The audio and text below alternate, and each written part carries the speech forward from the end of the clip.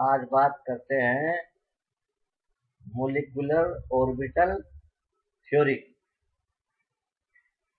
Molecular orbital theory, जिसे short में हम MOT कहते हैं, was developed by Hund and Mulliken in 1932। Molecular orbital theory को 1932 में हुंड और मुलिकन ने विकसित किया था। The silent features of this theory are, इसकी कुछ मुख्य बातें, मुख्य विशेषताएं, मुख्य बिंदु निम्न प्रकार हैं। First, the electrons in a molecule are present in the various molecular orbitals as the electrons of atoms are present in the various atomic orbitals। Molecules में इलेक्ट्रॉन मॉलिक्यूलर ऑर्बिटल में उसी प्रकार प्रेजेंट होते हैं जिस प्रकार एटम्स के अंदर एटॉमिक ऑर्बिटल्स में इलेक्ट्रॉन प्रेजेंट होते हैं। समझ रहे ना? अर्थात एटम के अंदर एटॉमिक ऑर्बिटल्स होते हैं और एटम के जो इलेक्ट्रॉन्स हैं वो एटॉमिक ऑर्बिटल्स में होते हैं। ठीक इसी प्रकार मॉलिक्यूल्स के जो इलेक्ट्रॉन हैं वो मॉलिक्यूल्स के अंदर प्रेजेंट मॉलिक्यूलर ऑर्बिटल्स में प्रेजेंट रहते हैं। ठीक है ना? Second, the orbitals of comparable energies and proper symmetry or orientation, proper symmetry or orientation, IEN, orientation, combine to form molecular orbital। Atomic orbital जो है जो कंपैरेबल एनर्जी के हों, अर्थात अप्रोक्सीमेट ऐसे एटॉमिक ऑर्बिटल जिनकी अप्रोक्सीमेटली जो एनर्जी है इक्वल हो और प्रॉपर सिमेट्री हो, उनका जो ओरिएंटेशन हो वो प्रॉपर हो, जिससे कि वो कंबाइन हो सके और मोलिक्यूलर ऑर्बिटल बना सके। तो एटॉमिक ऑर्बिटल के लिए एक ये कंडीशन है कि उनकी एनर्जी कंपैरेबल हो, अर्थात अप्रोक्सीमेटली इक्वल हो, और उनका ओरिएंटेशन अर्थात सिमेट्री जो है वो प्रॉपर हो, जिससे कि वो मॉलिक्यूलर ऑर्बिटल बना सके। तो दो कंडीशंस हैं, comparable energy and proper symmetry और ओरिएंटेशन। ठीक है ना? Third, while an electron is an atomic orbital is influenced by one nucleus। जब इलेक्ट्रॉन किसी एटॉमिक ऑर्बिटल में होता है तो वो केवल एक ही न्यूक्लियस द्वारा इन्फ्लुएंस प्रभावित होता है। इन molecular orbital it is influenced by two or more nuclei depending upon the number of atoms in the molecule। जबकि मोलिकुलर ऑर्बिटल में जो इलेक्ट्रॉन है वो दो या दो से अधिक न्यूक्लियाई के द्वारा इन्फ्लुएंस होता है। ये इस बात पर निर्भर करता है कि वो मोलिक्यूल जो है कितने एटम से मिलके बना है। एक मोलिक्यूल जितने एटम से मिलके बना है उसमें उतने न्यूक्लियाई होंगे। ठीक है ना? इस प्रकार जो है जो एटॉमिक ऑर्बिटल है वो एक न्यूक्लियस द्वारा प्रभावित होता है, जबकि मोलिकुलर ऑर्बिटल जो है में जो इलेक्ट्रॉन है वो एक से अधिक न्यूक्लियाई द्वारा प्रभावित होते हैं। Thus N atomic orbital is monocentric. इस प्रकार से जो एटॉमिक ऑर्बिटल है वो मोनोसेंट्रिक है क्योंकि उसमें एक ही न्यूक्लियाई है। While molecular orbital is polycentric, जबकि एक मोलिकुलर ऑर्बिटल जो है वो पॉलीसेंट्रिक है क्योंकि उसमें एक से अधिक न्यूक्लियाई होती है। ठीक है, इस प्रकार जो इलेक्ट्रॉन है वो एटॉमिक ऑर्बिटल में एक न्यूक्लियस के द्वारा प्रभावित होते हैं, इसलिए एटॉमिक ऑर्बिटल है वो मोनोसेंट्रिक होते हैं, जबकि मोलिकुलर ऑर्बिटल के जो इलेक्ट्रॉन हैं वो एक से अधिक न्यूक्लियाई द्वारा प्रभावित होते हैं, इसलिए मोलिकुलर ऑर्बिटल जो है वो पॉलीसेंट्रिक होते हैं। नेक्स्ट पॉइंट, फोर्थ पॉइंट जो है तो इस प्रकार से है, the number of molecular orbital formed is equal to the number of combining atomic orbitals। अर्थात जितने एटॉमिक ऑर्बिटल्स कंबाइंड होंगे उतने ही मोलिकुलर ऑर्बिटल बनेंगे। अगर दो एटॉमिक ऑर्बिटल कंबाइंड हो रहे तो दो ही मोलिकुलर ऑर्बिटल बनेंगे, 4 मोलिकुलर ऑर्बिटल कंबाइंड हो रहे तो एटॉमिक ऑर्बिटल कंबाइंड हो रहे हैं तो 4 ही मोलिकुलर ऑर्बिटल बनेंगे। ठीक है ना, इस प्रकार the number of molecular orbitals formed is equal to the number of combining atomic orbitals। When two atomic orbitals combine, two molecular orbitals are formed। One is known as bonding molecular orbital, while the other is called anti-bonding molecular orbital। जब दो atomic orbitals combine करते हैं, मिलते हैं, तब दो ही molecular orbital बनते हैं, फॉर्म होते हैं। One is known as bonding orbital, उनमें से एक को हम बॉन्डिंग मोलिकुलर ऑर्बिटल कहते हैं, जबकि दूसरे को हम एंटी बॉन्डिंग मोलिकुलर ऑर्बिटल कहते हैं। ठीक है ना, तो अगर दो एटॉमिक ऑर्बिटल बने हैं तो दो ही मोलिकुलर ऑर्बिटल बनेंगे, उनमें से एक मोलिकुलर ऑर्बिटल को हम बॉन्डिंग मोलिकुलर ऑर्बिटल कहेंगे और दूसरे को हम एंटी बॉन्डिंग मोलिकुलर ऑर्बिटल कहेंगे। Fifth point, the bonding molecular orbital has lower energy. तो बॉन्डिंग मोलिकुलर ऑर्बिटल है उसकी जो एनर्जी होती है, जो कोरोस्पोंडिंग एटॉमिक ऑर्बिटल्स होते हैं उनसे लो होती है, हैंस ग्रेटर स्टेबिलिटी। इस प्रकार से वो ज्यादा स्टेबल होते हैं than the corresponding anti bonding molecular orbital. ठीक है ना, क्योंकि बॉन्डिंग मोलिकुलर ऑर्बिटल की जो एनर्जी है वो लो होती है और उनकी स्टेबिलिटी भी ज्यादा होती है corresponding anti bonding molecular anti bonding molecular orbital की एनर्जी हाई होती है। तो जो हाई एनर्जी वाले हैं वो एंटी बॉन्डिंग मोलिकुलर ऑर्बिटल हैं और जो लो एनर्जी वाले हैं वो बॉन्डिंग मोलिकुलर ऑर्बिटल होते हैं, क्योंकि जो स्टेबिलिटी है it is inversely proportional to the energy of orbital. तो जिनकी लोअर एनर्जी है वो हाई स्टेबिलिटी है, जिनकी हायर एनर्जी है उनकी लो स्टेबिलिटी होती है। ठीक है ना, इस प्रकार से जो बॉन्डिंग मोलिकुलर ऑर्बिटल होते हैं वो ज्यादा स्टेबल होते हैं और एंटी बॉन्डिंग मोलिकुलर ऑर्बिटल कम स्टेबल होते हैं। Sixth, just as the electron probability distributed around a nucleus in an atom is given by an atomic orbital,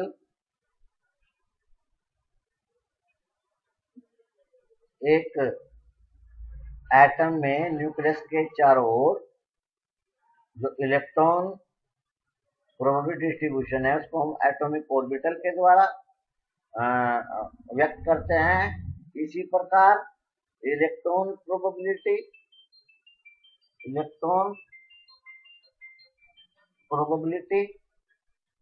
distribution around a group of nuclei in a molecule is given by a molecular orbital।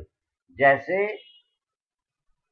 किसी atom में उपस्थित nucleus के चारों ओर electron probability distribution को हम atomic orbital के द्वारा represent करते हैं, दर्शाते हैं, उसी प्रकार किसी मॉलिक्यूल में ग्रुप ऑफ न्यूक्लियाई, एक से ज्यादा न्यूक्लियाई के इलेक्ट्रॉन प्रोबेबिलिटी डिस्ट्रीब्यूशन को हम मोलिकुलर ऑर्बिटल द्वारा प्रदर्शित करते हैं। ठीक है ना। तो जो इस तरह से है, जो एटॉमिक ऑर्बिटल्स होते हैं वो इलेक्ट्रॉन प्रोबेबिलिटी डिस्ट्रीब्यूशन है एटम की न्यूक्लियाई के चारों ओर, और इसी प्रकार जो मोलिकुलर ऑर्बिटल हैं वो किसी मोलिक्यूल्स में ग्रुप ऑफ न्यूक्लियाई के चारों ओर प्रोबेबिलिटी डिस्ट्रीब्यूशन, इलेक्ट्रॉन का प्रोबेबिलिटी डिस्ट्रीब्यूशन को व्यक्त करते हैं। ठीक है ना। सातवां, 7th, the molecular orbitals like atomic orbitals are filled in accordance with the above principle, obeying the Paul's principle and Hund's law। इस प्रकार एटॉमिक ऑर्बिटल्स की जब हम फिलिंग करते हैं वो aufbau principle, Pauli exclusion principle और होम्स रूल के अकॉर्डिंग भरे जाते हैं। उसी प्रकार मोलिकुलर ऑर्बिटल भी इन्हीं नियमों का पालन करते हुए, इन्हीं तीन नियमों का पालन करते हुए भरे जाते हैं। ठीक है ना। जैसे हम जब एटॉमिक ऑर्बिटल में इलेक्ट्रॉन बढ़ते हैं तो अबाव का नियम, पाउली एक्सक्लूशन प्रिंसिपल और हुंड का नियम लागू करते हैं। तो ये कह रहे हैं कि ऐसे ही मोलिकुलर ऑर्बिटल्स के लिए भी इन तीनों नियमों का पालन करना जरूरी है। Formation of molecular orbital by linear combination of atomic orbital। ठीक है ना। मोलिकुलर ऑर्बिटल्स का linear combination of atomic orbital के द्वारा बनना, LCAO। इसको हम शॉर्ट में क्या कह सकते हैं? इसको हम शॉर्ट में कह सकते हैं LCAO।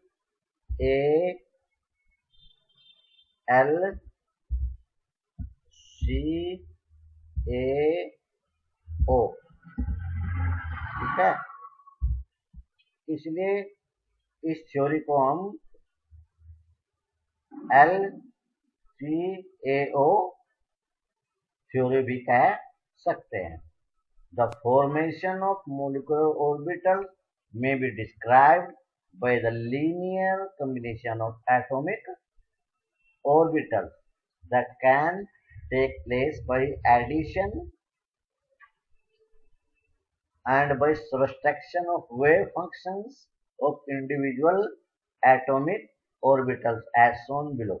तो जब मोलिकुलर ऑर्बिटल बनते हैं तो एटॉमिक ऑर्बिटल्स के अगर सेम फेस में है वेव फंक्शन तब वेव फंक्शन ऐड होंगे, और अगर वेव फंक्शन सेम फेस में नहीं है तब सबट्रैक्शन होगा। इस प्रकार से एटॉमिक ऑर्बिटल के जो वेव फंक्शंस हैं उनके एडिशंस या सबट्रैक्शन से ही मोलिकुलर ऑर्बिटल बनते हैं। जैसे यहाँ भी दिखाया है, ये wave function of molecular orbital बराबर wave function of A atomic orbital plus और minus wave function of B atomic orbital. एक एटॉमिक ऑर्बिटल ए एटम का है, एक एटॉमिक ऑर्बिटल बी एटम का है। तो ये वेव फंक्शन जो है ए वाले एटॉमिक ऑर्बिटल का है और ये वेव फंक्शन बी वाले एटॉमिक ऑर्बिटल का है। तो या तो ये दोनों वेव फंक्शन ऐड होंगे या ये दोनों फंक्शन सबट्रैक्ट होंगे। इस प्रकार से या तो एडिशन के द्वारा या सबट्रैक्शन के द्वारा मोलिकुलर ऑर्बिटल का फॉर्मेशन होता है। ठीक है ना।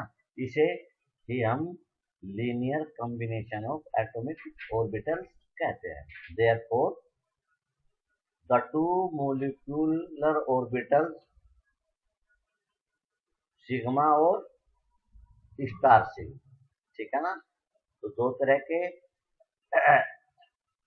ऑर्बिटल बनते हैं, एक तो विदाउट स्टार और एक स्टार वाले। ठीक है ना। The molecular orbital sigma formed by the addition of wave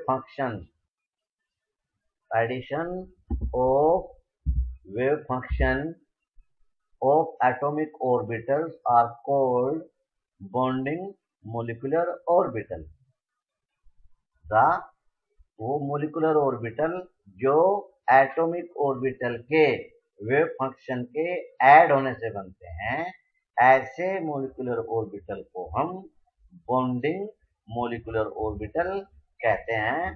तो इनको हम सिग्मा बराबर wave function of A atomic orbital plus wave function of B atomic orbital. तो इस प्रकार दो एटॉमिक ऑर्बिटल हैं, A atomic orbital A atom का एटॉमिक ऑर्बिटल है, बी एटम का एटॉमिक ऑर्बिटल है। तो दोनों एटम के एटॉमिक ऑर्बिटल के जो वेव फंक्शन जो है सेम फेज में है, तो ऐड होने के कारण जो मोलिकुलर ऑर्बिटल बनेगा उसको हम सिग्मा से व्यक्त करेंगे, अर्थात उसको हम बॉन्डिंग मोलिकुलर ऑर्बिटल कहेंगे। While the molecular orbital sigma star formed by the subtraction of atomic orbital wave function by the addition by the subtraction of wave functions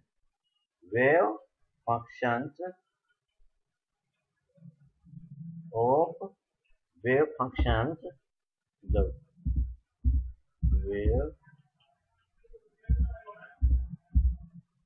function, ठीक है ना,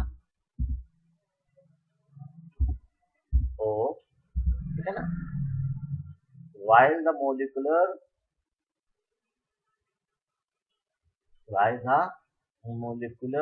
orbital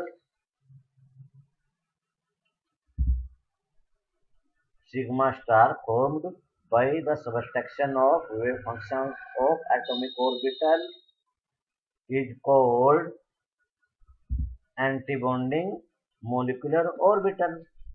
अर्थात जब वो सेम फेज में atomic orbitals के जो वेव फंक्शन है जब सेम फेज में नहीं होते हैं, जब वो कंबाइन होते हैं तो आपस में सबस्ट्रैक्शन होता है, एक दूसरे से घटते हैं वो, और इस प्रकार जो मोलिकुलर ऑर्बिटल बनता है उसको हम एंटी बॉन्डिंग मोलिकुलर ऑर्बिटल कहते हैं, जिसको हम सिग्मा स्टार द्वारा रिप्रेजेंट करते हैं। तो सिग्मा स्टार बराबर wave function of A atomic orbital minus wave function of B atomic orbital, ठीक है ना। तो जब वेव फंक्शन जो है सेम फेज में ना हो तब वेव फंक्शन आपस में टकराते हैं, एक दूसरे को सबस्ट्रैक्ट करते हैं, और इसके कारण जो मोलिकुलर ऑर्बिटल बनता है उसको हम क्या कहते हैं, एंटी बॉन्डिंग मोलिकुलर ऑर्बिटल कहते हैं, जिसको सिग्मा स्टार द्वारा प्रदर्शित करते हैं। ये देखिए, ये एक एटम का दो एटम दिया है, एक इधर लिया है एक इधर लिया है, ये एनर्जी का बढ़ता क्रम है। ये एटॉमिक ऑर्बिटल है फर्स्ट एस, मान लिया हाइड्रोजन का फर्स्ट एस है, एक हाइड्रोजन का ये है फर्स्ट एस, दूसरे हाइड्रोजन का फर्स्ट एस ये है। तो इन दोनों के जब ये जुड़ते हैं, क्योंकि दोनों का दो मोलिकुलर ऑर्बिटल बनेंगे, एक ये बनेगा सिग्मा और एक बनेगा सिग्मा स्टार, ठीक है ना। तो जो सिग्मा है उसकी एनर्जी, ये बॉन्डिंग मोलिकुलर ऑर्बिटल है, ये सिग्मा जो है ये बॉन्डिंग मोलिकुलर ऑर्बिटल है, इसके जो एनर्जी है ये एटॉमिक ऑर्बिटल, दोनों एटॉमिक ऑर्बिटल से कम है, इसलिए इसकी स्टेबिलिटी ज्यादा है।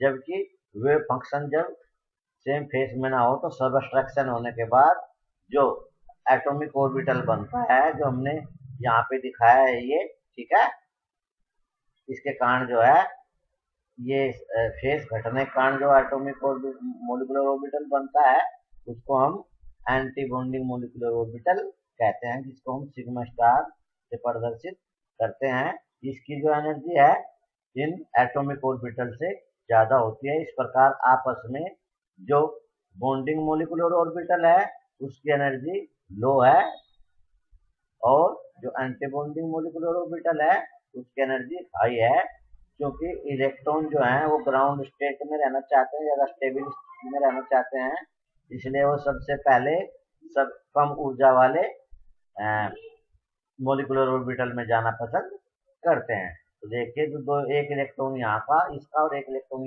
इसका H का, तो H2 मॉलिक्यूल्स में 2 इलेक्ट्रॉन हो गए, तो H2 मॉलिक्यूल्स के 2 इलेक्ट्रॉन जो हैं वो उसके सिग्मा जो उसका बॉन्डिंग ऑर्बिटल है उसी में दोनों भर जाते हैं, ठीक है ना। Conditions for combination of atomic orbital, atomic orbital के कॉम्बिनेशन की जो कंडीशंस हैं उनकी कुछ कंडीशंस हैं। क्या क्या कंडीशंस हैं? पहली कंडीशन है the combining atomic orbital must have the same और नियरली द सेम एनर्जी। जैसे हमने पहले बताया, पहली कंडीशंस है जो कंबाइनिंग एटॉमिक ऑर्बिटल्स हैं उनकी जो एनर्जी है सेम हो या नियरली सेम, ठीक है ना। बहुत ज्यादा अगर अंतर होगा तो आपस में कंबाइन नहीं कर पाएंगे, इसलिए पहली शर्त है एनर्जी इक्वल नियरली सेम होनी चाहिए, या फिर एग्जैक्टली सेम हो बहुत अच्छी बात है, एग्जैक्टली सेम ना हो तो नियरली सेम होना मस्ट है, जरूरी है। दूसरा, the combining atomic orbital must have the same symmetry or proper orientation about the molecular axis। जो कंबाइनिंग एटॉमिक ऑर्बिटल्स हैं उनकी जो सिमेट्री है वो मोलिकुलर एक्सिस के चारों ओर प्रॉपर होनी चाहिए, अर्थात उनका ओरिएंटेशन प्रॉपर होना चाहिए ताकि वो एक दूसरे से रिएक्ट कर सके, कंबाइन कर सके। इस तरह की सिमेट्री ना हो, उनका ओरिएंटेशन इस तरह से आपस में ना हो कि वो अगर एक दूसरे से रिएक्ट भी करें, टच भी हो, तो वो आपस में सही से प्रॉपर आपस में कंबाइन ना हो सके। इसलिए सिमेट्री जो है वो प्रॉपर होनी चाहिए मॉलिक्यूलर एक्सिस के चारों, प्रॉपर ओरिएंटेशन हो ताकि वो एक दूसरे से टकरा के सही से एक दूसरे से कंबाइन हो सके। पहला हो गया नियरली सेम एनर्जी, दूसरा हो गया सेम सिमेट्री और प्रॉपर ओरिएंटेशन, ठीक है ना।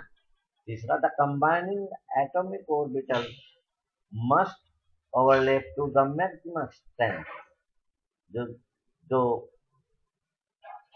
कंबाइनिंग एटॉमिक ऑर्बिटल्स हैं उनके लिए जरूरी है कि वो जितना अधिक हो सके मैक्सिमम एक्सटेंट तक आपस में ओवरलैपिंग कर सके। जितनी ज्यादा ओवरलैपिंग होगी उतना ही मजबूत बॉन्ड बनेगा, ठीक है ना, उतने ही मजबूत बॉन्ड बनेगा, ठीक है ना। तो उनका तीसरा शर्त है कि they the combining atomic orbitals must overlap to the maximum extent. जितना हो सके मैक्सिमम एक्सटेंट तक वो आपस में ओवरलैप करें, ठीक है ना।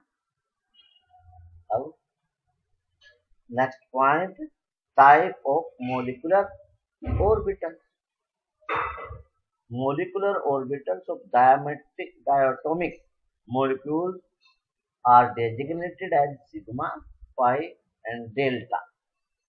तो diatomic molecules हैं उनके एटॉमिक मोलिकुलर ऑर्बिटल्स को सिग्मा, पाई और डेल्टा द्वारा डेजिग्नेट किया गया है, ठीक है ना। Sigma molecular orbitals are symmetrical around the bond axis while pi molecular orbitals are not symmetrical, ठीक है ना। तो सिग्मा है वो सिमेट्रिकल होते हैं बॉन्ड एक्सिस के, और जो पाई मोलिकुलर ऑर्बिटल होते हैं वो बॉन्ड एक्सिस के सिमेट्रिकल नहीं होते हैं। If internuclear axis is taken to be the z direction, then it can be seen that a linear combination of two pz orbitals of two atoms also produce two sigma molecular orbitals। तो अगर z axis को हम internuclear axis मान लें तो जो pz हैं वो आपस में एंड टू एंड ओवरलैप करेंगे, एंड टू एंड ओवरलैप करेंगे, और एंड टू एंड जब ओवरलैप करेंगे तो सिग्मा बॉन्ड बनाएंगे, और जब सिग्मा बॉन्ड बनाएंगे तो उस बनने वाले मोलिकुलर ऑर्बिटल को हम सिग्मा मोलिकुलर ऑर्बिटल कहेंगे। अब सिग्मा मोलिकुलर ऑर्बिटल्स में भी दो बनेंगे, एक सिग्मा मोलिकुलर ऑर्बिटल, एक sigma anti bonding molecular orbital. एक तो होगा सिग्मा बॉन्डिंग मोलिकुलर ऑर्बिटल और एक sigma anti bonding molecular orbital. इसको हम ऐसे कह सकते हैं सिग्मा 2pz बॉन्डिंग ऑर्बिटल और sigma 2pz anti bonding molecular orbital. ठीक है ना। इस प्रकार से एक तो जो molecular orbital end to end overlapping करेंगे वो सिग्मा मोलिकुलर ऑर्बिटल बनाएंगे, और जो मोलिकुलर ऑर्बिटल पैरेलल पार्शियल, ठीक है ना, ओवरलैपिंग करेंगे, इस तरह के जो मोलिकुलर ऑर्बिटल हैं वो पाई बॉन्ड बनाएंगे, इसलिए उनके मोलिकुलर ऑर्बिटल को हम पाई मोलिकुलर ऑर्बिटल कहेंगे। ठीक है ना। और पाई मोलिकुलर ऑर्बिटल में भी एक पाई, यहाँ पाई रख देंगे, पाई मोलिकुलर बॉन्डिंग मोलिकुलर ऑर्बिटल और पाई एंटी बॉन्डिंग मोलिकुलर ऑर्बिटल। ठीक है ना।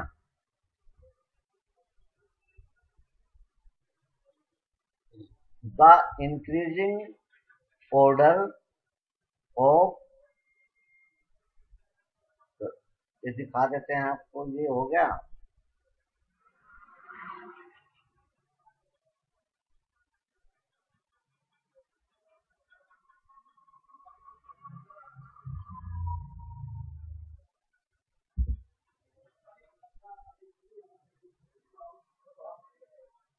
देखिए हो गया पाई 2px बॉन्डिंग मोलिकुलर ऑर्बिटल, और दूसरा जो है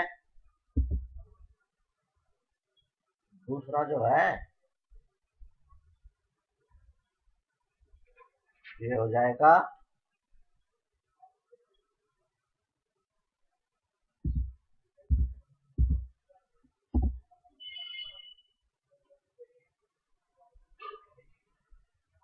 देखिए, अगर दो तरह के हो गए ना, पाई 2px बॉन्डिंग मोलिकुलर ऑर्बिटल और पाई 2px anti bonding molecular orbital, इस प्रकार से दो प्रकार के मोलिकुलर ऑर्बिटल बनते हैं। एक पाई मोलिकुलर और सिग्मा मोलिकुलर ऑर्बिटल और दूसरे पाई मोलिकुलर ऑर्बिटल। ठीक है ना।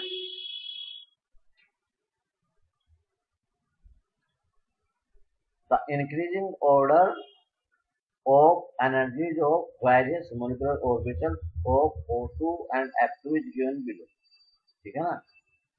O2 और F2 के लिए जो मोलिकुलर ऑर्बिटल हैं उनका जो एनर्जी ऑर्डर है वो ऐसे है जैसे नीचे दिया गया है। Sigma first s molecular orbital bonding molecular orbital,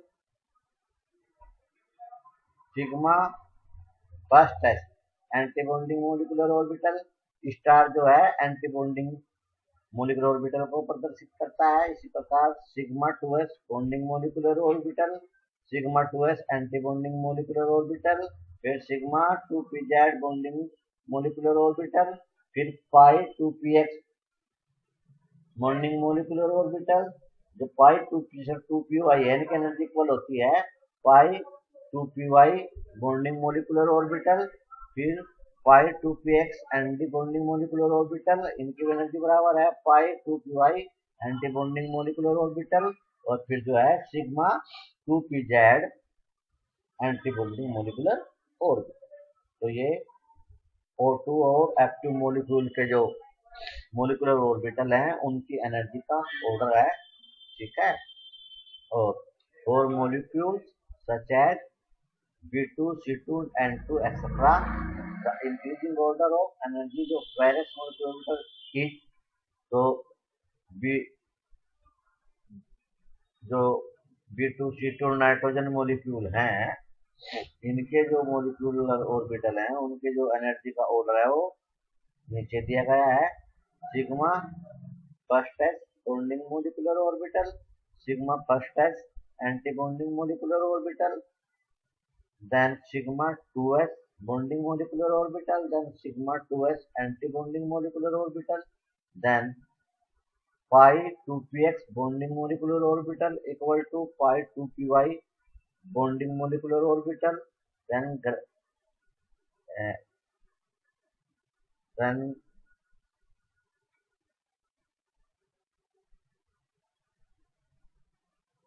sigma 2pz bonding molecular orbital, then pi 2px antibonding molecular orbital equal to pi 2py antibonding molecular orbital, और उसके बाद sigma 2pz antibonding molecular orbital. ये खासकर O2 का अधिकतर उदाहरण इसी का आता है ना, और यह उदाहरण इसका आता है, एंटीमोलिक्यूल मौजूद है, ठीक है ना।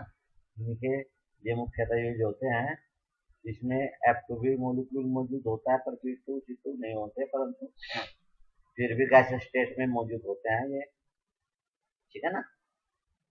ये बाद में अभी बॉन्ड ऑर्डर के आधार पर बताएंगे। चलिए ये देखिए, रिलेटिव ऑर्बिटल एनर्जीज जो लिथियम, बेरिलियम, बोरोन और कार्बन और नाइट्रोजन के मॉलिक्यूल की जो रिलेटिव एनर्जी है, देखिए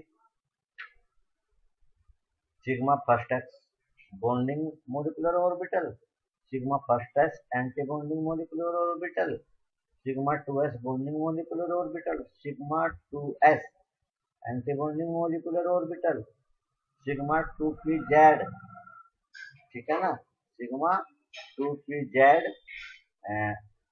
bonding molecular orbital, sigma 2py bonding molecular orbital, sigma 2px bonding molecular orbital, pi 2pz, ठीक है ना, और पाई 2py, इस तरह से इनके ऑर्डर दिए हुए हैं, ठीक है ना। ये O2 के केस में है, ये N2 के केस में है। O2 और F2 का एनर्जी ऑर्डर अलग है और N2 का एनर्जी ऑर्डर अलग है, ठीक है।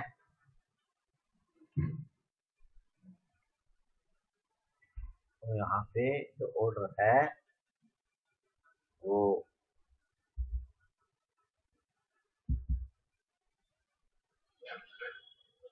ऐसे दिया गया है, Y और Z, Y और Z जो ऑर्डर दिया है वो, तो जिस X के लेंगे हम उसी X को जो है कर देंगे, ठीक है ना।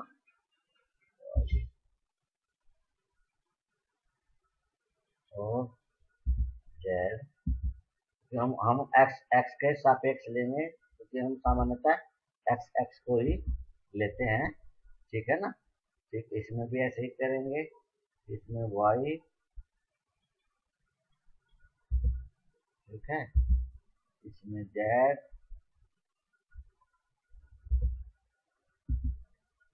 इसमें हम X करेंगे, X को हम X के सापेक्ष लेंगे, ठीक है ना।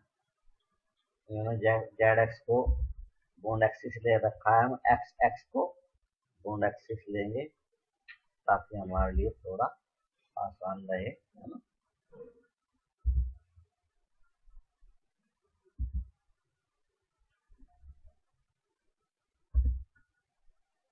ठीक है, जो सिग्मा बॉन्ड है वो सारे X वाले बनाएंगे, ठीक है ना। इसको हम जो है इसलिए X करेंगे, इसको भी जो सिग्मा वाले हम XX को लेंगे, हम ZX को नहीं लेंगे, ठीक है ना।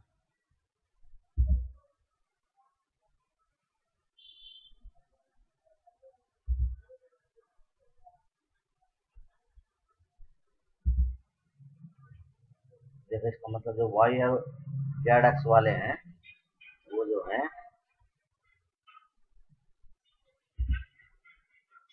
Y और ZX वाले जो हैं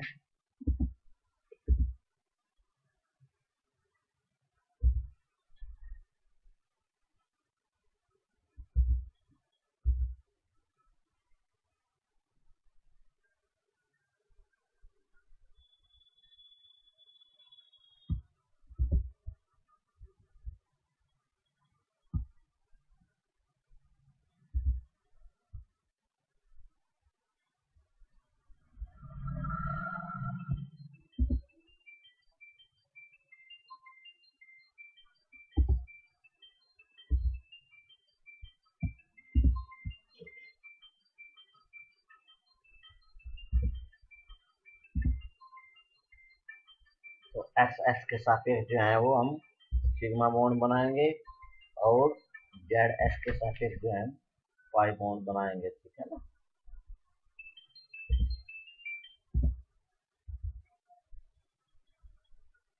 ठीक है, तो हम थोड़ा सा करेक्शन कर दिया है कई किताबों में। इसमें जो है जो चित्र है इसमें देखो एक्स एक्स वाले को सिग्मा बनाया है, जेड और वाई वाले को पाई बनाया है, ठीक है। तो हमने इस चित्र के अनुसार इसे संशोधन कर दिया है।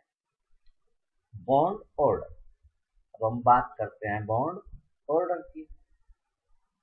Bond order is defined as 1/2 of the difference between the number of electrons present in the bonding and anti-bonding molecular orbital, ठीक है ना। anti-bonding molecular orbital, ठीक है ना।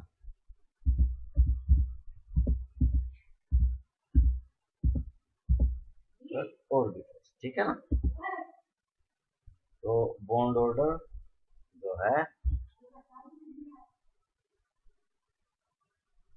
बॉन्ड ऑर्डर का मतलब है कि बॉन्डिंग मोलिकुलर ऑर्बिटल में और एंटी बॉन्डिंग मोलिकुलर ऑर्बिटल में जितने इलेक्ट्रॉन उनका जो अंतर है उसके आधे को हम बॉन्ड ऑर्डर कहते हैं। तो किसी मोलिक्यूल्स के बॉन्डिंग मोलिकुलर ऑर्बिटल में जितने इलेक्ट्रॉन हैं और एंटी बॉन्डिंग मोलिकुलर ऑर्बिटल में जितने इलेक्ट्रॉन हैं उनके अंतर के आधे को हम बॉन्ड ऑर्डर कहते हैं, ठीक है ना।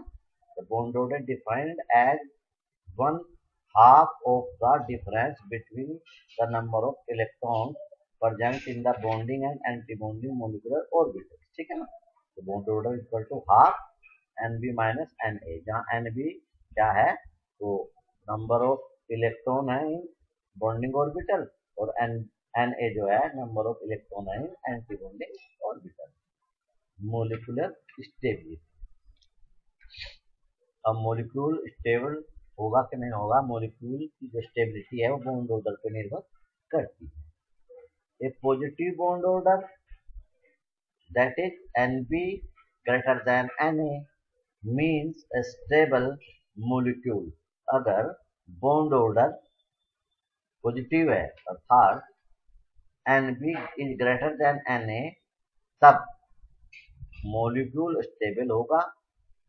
यदि while N negative Nb less than Na or 0 that is Nb bond order means unstable molecule। यदि बॉन्ड ऑर्डर नेगेटिव है अर्थात Nb less than Na हो या बॉन्ड ऑर्डर 0 हो अर्थात Nb और Na दोनों इक्वल हो तब जो मोलिक्यूल है वो अनस्टेबल होगा, ठीक है ना। बॉन्ड ऑर्डर जो है वो किसी मोलिक्यूल की स्टेबिलिटी को डिटरमाइन करता है। इसलिए अगर बॉन्ड ऑर्डर पॉजिटिव है तो मोलिक्यूल स्टेबल होगा और अगर बॉन्ड ऑर्डर 0 और नेगेटिव है तो मोलिक्यूल अनस्टेबल होगा। The bond length decrease as bond order increase, जो बॉन्ड लेंथ है वो बॉन्ड ऑर्डर के इनवर्सली प्रोपोर्शनल है। अगर बॉन्ड ऑर्डर ज्यादा है तो बॉन्ड लेंथ कम होगी और अगर बॉन्ड ऑर्डर कम है तो बॉन्ड लेंथ ज्यादा हो, ठीक है। अब हम बात करते हैं एक करके नाइट्रोजन मोलिक्यूल, ठीक है। देखिए the electronic configuration of oxygen जिसका atomic number Z equal to 8 है in ground state is 2s2 first s2 2s2 2p4, ठीक है ना। ग्राउंड स्टेट में इसका इलेक्ट्रॉनिक कॉन्फ़िगरेशन है एटम का। Therefore the total number of electron present in oxygen molecule are 16, क्योंकि एक ऑक्सीजन मॉलिक्यूल में 2 O एटम है, एक O एटम में 8 इलेक्ट्रॉन हो गए तो 2 O एटम मिलके एक मॉलिक्यूल में है तो O2 मॉलिक्यूल में 8 + 8 16 इलेक्ट्रॉन हो गए। अब 16 इलेक्ट्रॉनों को हम नाइट्रोजन के मोलिकुलर ऑर्बिटल में डिस्ट्रीब्यूट करते हैं, तो जिसको हम मोलिकुलर इलेक्ट्रॉनिक कॉन्फ़िगरेशन कहते हैं। तो electronic configuration of OT molecule therefore is, ऐसे बांटेंगे इसका order, sigma first S2, sigma star plus S2, sigma 2S2, sigma star 2S2, sigma 2px, ठीक है, 2p Z, यहाँ पे 2px कर लेंगे, और फिर सिग्मा यहाँ 2py बाद में करेक्शन कर देंगे, फिर सिग्मा 2pz, या हमने जेड एक्सिस के साथ ले लिया कोई बात नहीं, तो 2p इसमें से बढ़ देंगे, 2 2 4 2 6 2 8 2 10 2 12 2 14 1 15 और 1 16, 16 इलेक्ट्रॉन जो है हमने ऑक्सीजन के मोलिकुलर ऑर्बिटल्स का जो ऊर्जा क्रम है, एनर्जी लेवल है, उसमें बढ़ दिए हैं। अब बॉन्ड ऑर्डर निकालेंगे।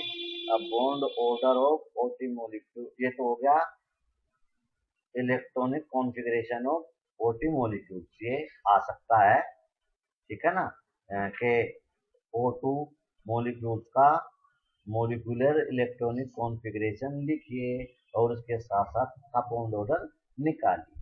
तो ये तो हो गया electronic configuration of OT molecules, ठीक है ना। कहीं कहीं पे यहाँ X होगा, यहाँ Y और Z होगा, कहीं कहीं पे आप यहाँ Z है तो यहाँ Y के साथ X और Y ले सकते हैं।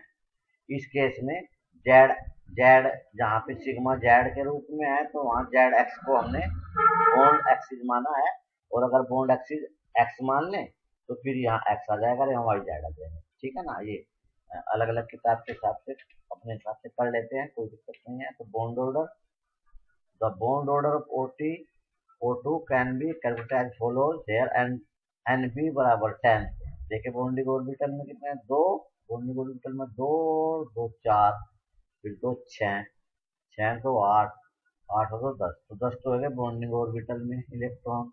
फिर हम एंटी बॉन्डिंग में जुड़ेंगे स्टार वालों में, तो 2 2 4 4 और 1 5 और 1 6 हो गए एंटी बॉन्डिंग वालों में। तो इस प्रकार से जो बॉन्ड ऑर्डर है, bond order half NB minus N, half 10 minus 6, तो ये 2 आ गया। तो बॉन्ड ऑर्डर जो है OT मॉलिक्यूल का 2 आ गया। तो नेचर ऑफ बॉन्ड, अब बॉन्ड की प्रकृति क्या है, a bond order of 2 means that a double bond is present in a molecule of oxygen. तो बॉन्ड ऑर्डर 2 ये बताता है कि जो ऑक्सीजन का जो मॉलिक्यूल है उसमें अंदर 2 बॉन्ड मौजूद है, ठीक है ना। तो actually bond order means the number of bonds present in any molecule, ठीक है ना। तो इसकी दूसरी डेफिनेशन ये हो सकती है, तो bond order is the number of bonds present in any molecule, ठीक है ना। इसलिए डबल बॉन्ड होता है O double bond O double bond O जो है इसका जो है O2 मॉलिक्यूल का स्ट्रक्चर होता है।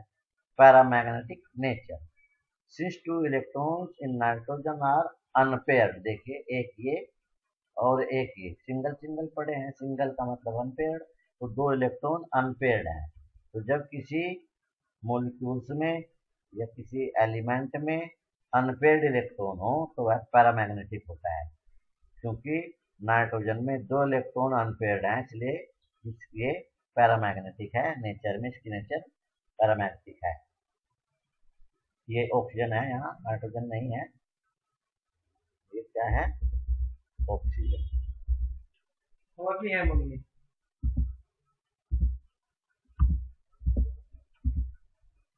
ऑक्सीजन अनपेयर्ड है, पैरामैग्नेटिक है नेचर में, ठीक है ना।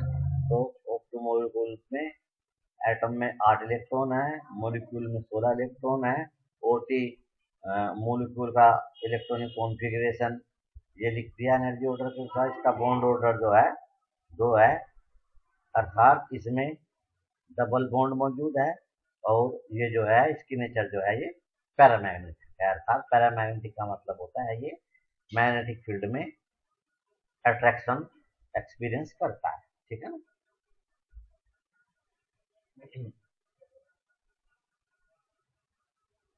यहाँ पे भी हमें ऑक्सीजन लिखना है,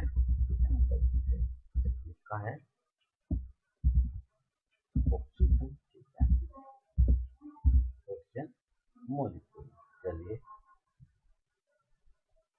आगे चलते हैं स्लाइड पे।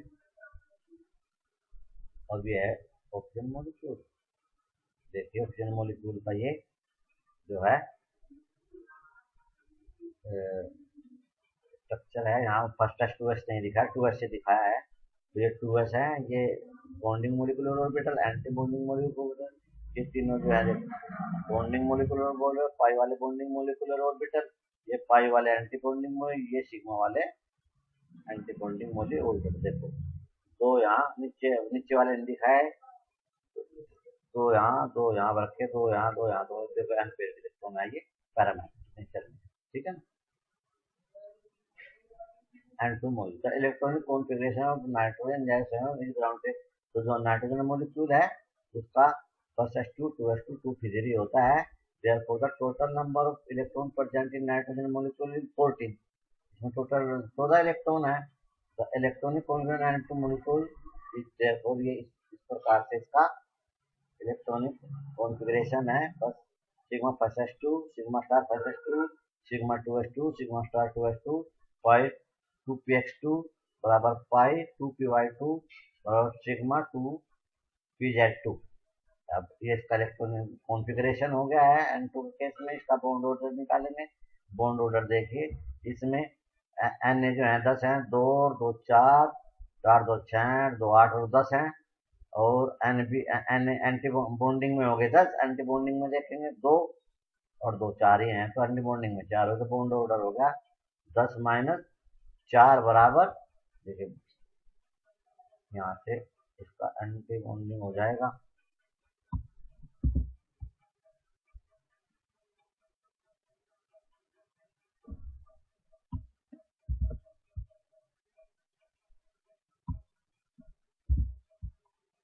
10 माइनस 4 कर देंगे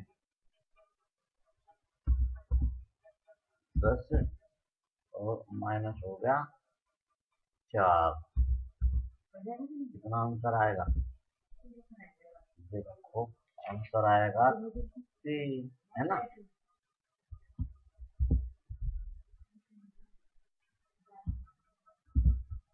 आंसर आ गया 3। देखो 10 में से 4 जाके 6, 6 में तो 3 आ गया, ठीक है ना। 3 बॉन्ड ऑर्डर कितना आ गया इसका? 3 आ गया। Nature of bond, a bond order of 3 means that a triple bond is present in a molecule of nitrogen।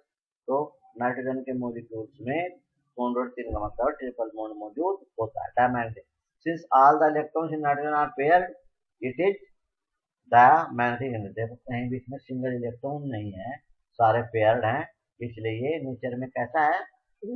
Diamagnetic है, ठीक है ना। ये देखो ये इसका एनर्जी लेवल है, जिसका ये दिखा रखा है, ठीक है ना। ये वैलेंस सेल फिर थ्योरी बाद में पढ़ाएंगे, आज इतना ही, ठीक है ना। Thank you.